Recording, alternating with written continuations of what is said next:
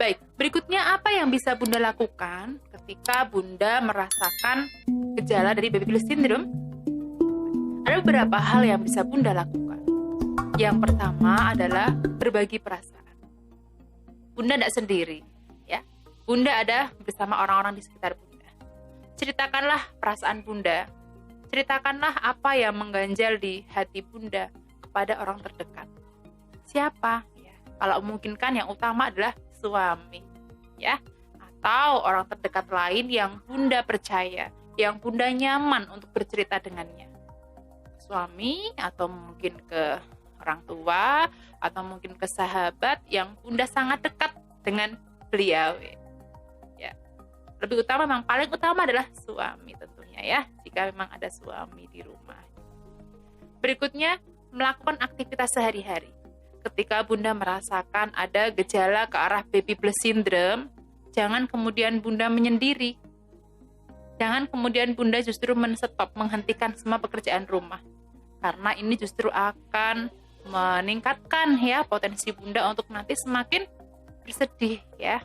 Coba lakukan aktivitas sehari-hari. Seperti membersihkan rumah mungkin, merawat anak, namun kembali ke tadi, sesuaikan dengan kemampuan Bunda. Jika Bunda merasa capek, Bunda perlu istirahat, istirahatlah. Jangan memaksakan. Ya, kadangkala ada lonjakan memang, ya, apalagi kalau merasa bahwa sebelum melahirkan rumah saya selalu rapi. Sebelum melahirkan semua tertata setiap sudut rumahnya begitu, ya.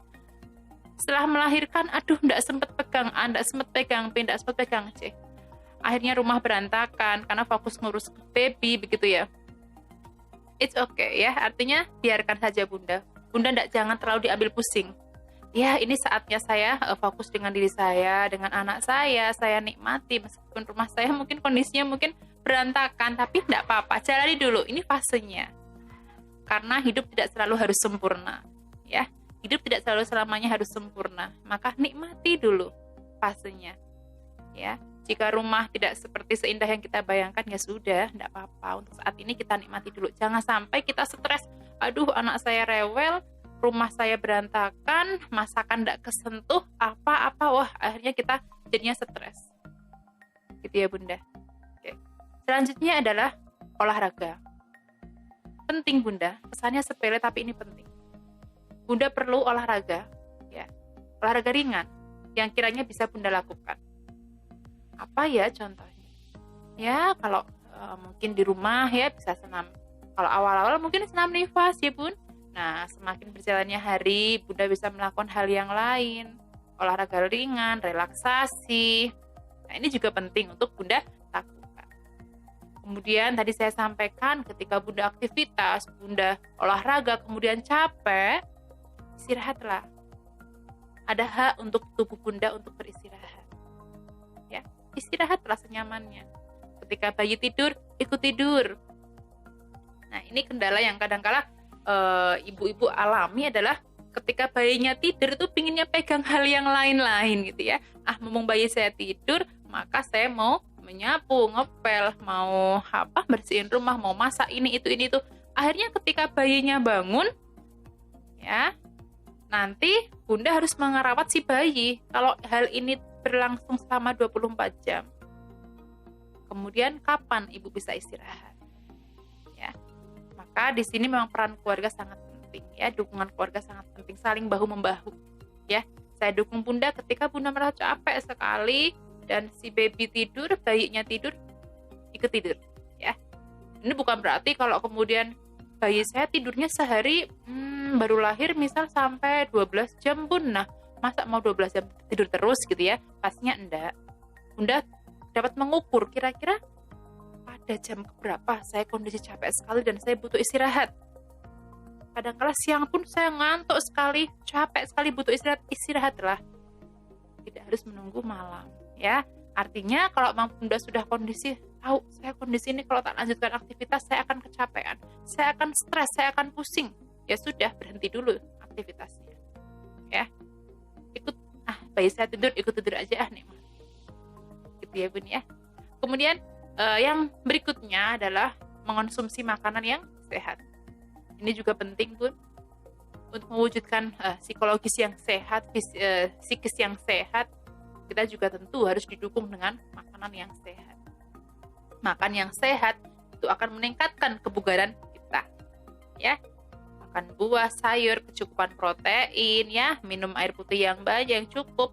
Untuk ibu menyusui ya minimal 2-3 liter. Ini harus penting ya Bunda, ingat kembali.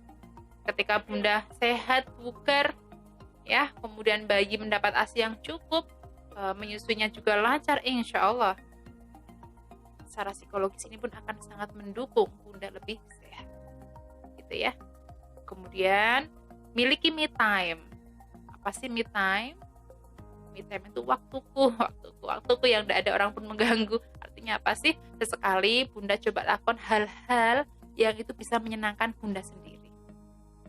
Bagi yang Bunda punya hobi masak mungkin, membuat apa, atau Bunda punya hobi untuk jalan-jalan gitu mungkin ya, atau masih COVID kali ya, belum bisa jalan-jalan ya Bun ya, kemana, di rumah aja ya. Coba buat hiburan di rumah gitu. Buat suatu me time di rumah. Bunda yang suka nyanyi-nyanyi, Bunda yang suka nonton film, miliki me time.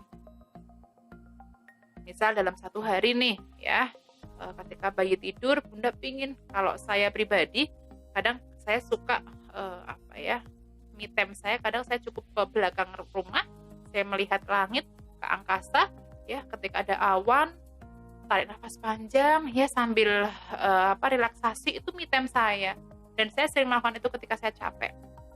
Ketika saya capek, anak saya tidur, saya moodnya sudah tidak karuan, saya ambil waktu saya, bilang ke suami, Mas atau Bi ya, atau ayah atau papa gitu ya, tolong jangan ganggu saya. Berikan saya kesempatan untuk saya menikmati waktu saya sebentar aja, tidak perlu lama-lama, mungkin 15-30 menit mungkin, atau kalau mungkin memang waktunya memungkinkan 1 jam lebih bagus lagi ya. Nah, ada waktu me time sementara bayi tidur, coba Bunda me time, coba ya, gitu, dinikmati waktunya. Yang suka menyanyi, nyanyi aja sehappy mungkin, kita dongkrak hormon endorfin kita biar keluar sebahagia mungkin, gitu ya. Kemudian yang paling penting ya, Bunda tidak perlu membandingkan kita dengan orang lain. Tidak perlu membandingkan bayi kita dengan bayi orang lain. Contoh, misalnya membandingkan saya dengan orang lain. Wah, saya di rumah, misal ya, yang membantu di rumah cuma 1, atau bahkan saya tidak punya pembantu gitu ya. Teman saya di sana pembantunya 2. Enak sekali ya, sebulan dikasih uang suami banyak sekali, suaminya mendampingi terus tiap saat ya. Nah, sementara saya begini, aduh ya. Kalau kita membandingkan begitu pun, kita tidak akan pernah bisa sehat. Kita tidak akan bisa berpositif thinking. Ya, nikmati, syukuri, alhamdulillah ya Allah, saya masih punya keluarga. Alhamdulillah ya Allah, saya masih begini. Apapun kondisinya Allah, aku insya Allah akan tetap bahagia. Gitu ya. Begitupun, jangan kita membandingkan anak kita dengan orang lain, anak orang lain. Anak kita itu adalah anugerah terindah buat kita. Bahkan ketika anak kita dikaruniai, mohon maaf ya, mungkin ada cacat bawaan gitu ya, rasanya berat ya untuk menerima. Aduh, aku mengharapkan anakku lahir kondisi normal semua, tapi ternyata kok anakku lahir dengan cacat ya, rasanya memang sedih sekali ya. Saya bisa merasakan ya bagaimana rasanya, kesedihan mungkin ya.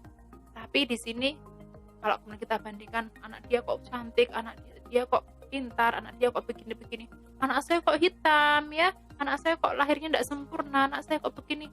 Ya Allah, kita ingin membandingkan begitu, yang ada kita justru denial ya, kita menolak semua keadaan, kita semakin tidak bersyukur, justru itu akan memperparah ya kondisi fisik, mental, juga spiritual kita.